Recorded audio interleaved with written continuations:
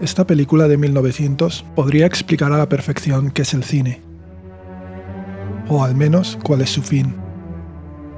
Porque muy al contrario de lo que dice un grueso de la crítica, pienso que su razón de ser no es contar historias, sino contar la verdad.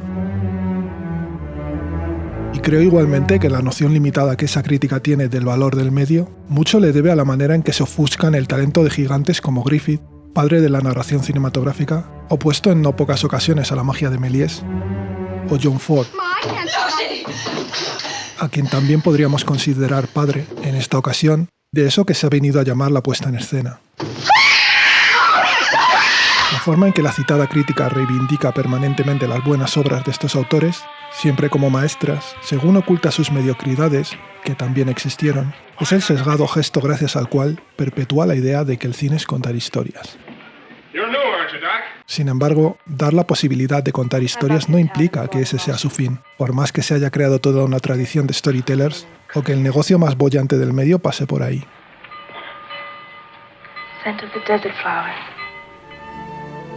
El objetivo del cine, como el de cualquier arte, es desvelar lo velado, hacernos recordar lo olvidado,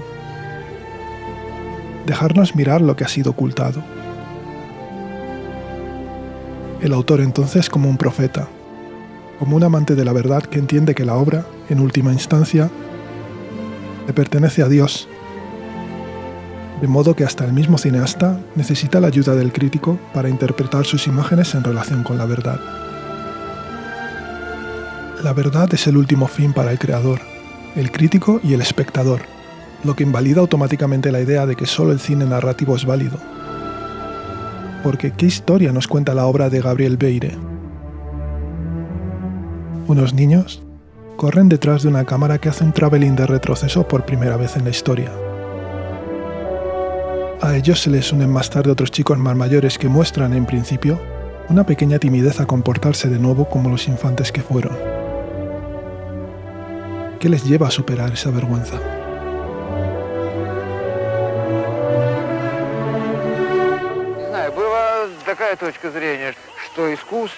Decía Andrei Tarkovsky, buen conocedor, para su desgracia, del significado de educación en términos marxistas, lo que aquí los cursis de izquierdas llaman educación para la ciudadanía, que el objetivo del cine no es educar, sino liberar.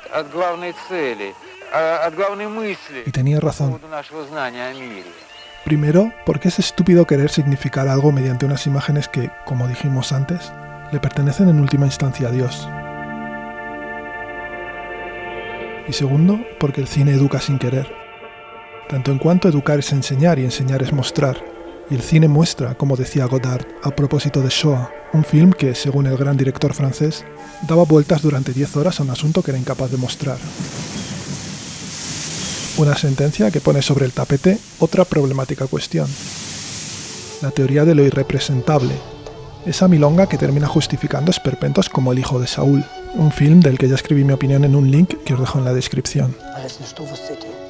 El caso es que, como decía Tarkovsky, las películas deben ser libres, y esto es imposible si ya partimos de la base de que el cine hay que enjaularlo en una narración de historias. Le Village de Namo no cuenta nada en particular. Se limita a mostrar cómo unos chavales juegan con la cámara, con un traveling que nos enseña, según se ejecuta, el asombro por lo nuevo. Quizás este humilde film sea la depuración máxima del sentido del medio. Recordarnos que vivir es jugar.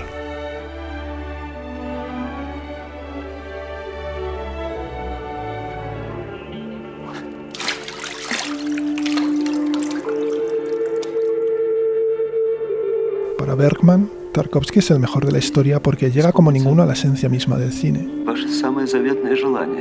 La idea como reflejo a través del plano secuencia, o quizás mejor, la idea de la vida como un juego a través del plano secuencia, es lo que une a Le Village de Namo y Stalker. No hay interés real en ninguna de las dos películas por contar una historia, sino por perderse en el juego de la vida misma. Y si el film francés muestra esto de la forma más bella y depurada, el ruso penetra dentro del mismo misterio, a sabiendas de lo imposible de esta empresa. Porque el misterio se habita, no se narra.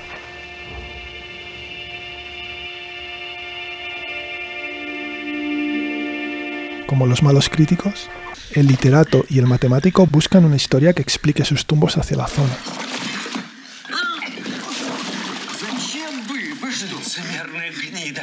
No comprenden el juego propuesto por el Stalker, que se porta exactamente igual a cómo lo hace un niño que quiere llevar su osito del punto A al punto B.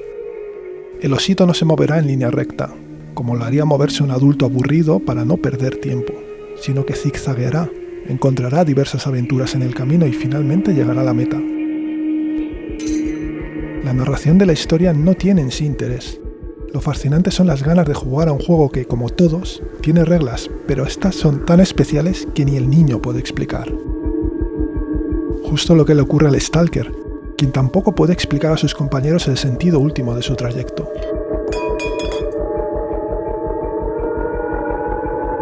Porque no hay una historia que contar, solo queda la fe misma en Dios, a quien le pertenecen todos esos gestos en última instancia. Por eso es tan conmovedor el momento en el que el Stalker llora. Porque lo hace como lo haría un niño al que se le obliga a llevar su osito del punto A al punto B de forma apresurada. Como ocurre en ese cine adulto, eficiente por encima de lo poético, útil por encima de lo misterioso. Todo arte es completamente inútil, decía Oscar Wilde. Quizás no haya una obra cinematográfica que valide más y mejor aquella frase. Tarkovsky penetra en el sentido mismo del juego a sabiendas de lo ridículo de su empresa en términos de eficiencia. Porque aquí se trata de recordar que vivir es jugar. Algo presente en la filmografía de cualquiera de los grandes.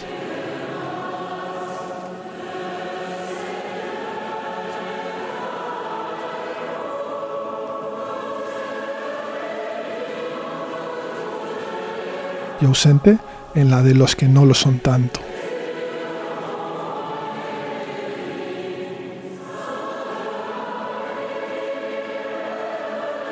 Sean Baker y Denis Villeneuve necesitan que sus adultos jueguen con niños para justificar su actitud infantil. No entienden, sin embargo, que lo infantil es precisamente no ser capaz de mirar el mundo a través de los ojos de un niño. Lo infantil es tratar de explicar ¿por qué Uma Thurman baila sola detrás de las columnas? ¿Por qué París puede ser un patio de colegio? ¿O por qué un cine puede devenir un correcalles? Buscar a estas preguntas una respuesta es ridículo. Son instantes que pertenecen al mundo del misterio, al de la mirada de un niño. Esa que nos devuelve la fe en el cine, en la vida misma, la que nos lleva a mirar mucho más allá de donde acaba cualquier historia.